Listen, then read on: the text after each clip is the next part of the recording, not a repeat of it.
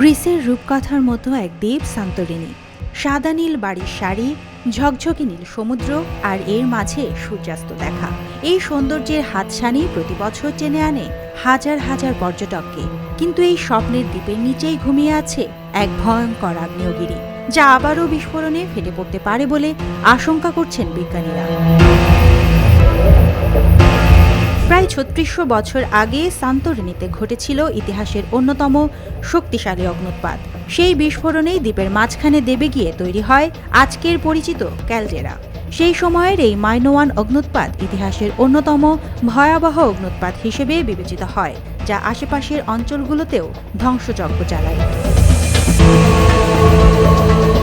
সম্প্রতি বিজ্ঞানীরা বলছেন সান্তোরিনি আবারও ঝুঁকির মুখে। ২০২৫ সালের জানুয়ারি থেকে প্রায় ৮,০০০ ভূমিকম্প রেকর্ড করা হয়েছে, যার মধ্যে কয়েকটি ৪ মাত্রার বেশি ছিল।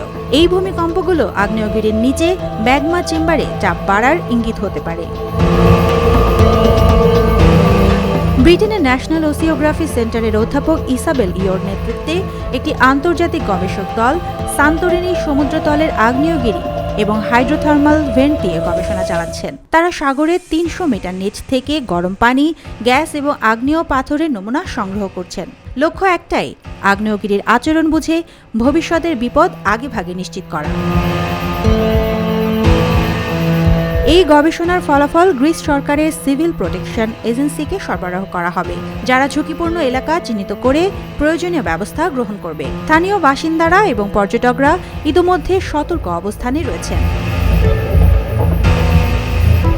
সান্তোরিনির এই ঘুমন্ত আগ্নেয়গিরি কবে জেগে উঠবে তা কেউ জানে না।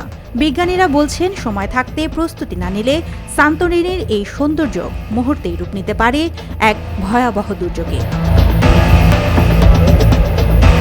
এই পরিস্থিতিতে আন্তর্জাতিক সম্প্রদায়ের উচিত সান্তোরিনির আগ্নেয়গিরি নিয়ে চলমান গবেষণায় সহায়তা করা এবং সম্ভাব্য বিপর্যয় মোকাবেলায় প্রস্তুতি নেওয়া।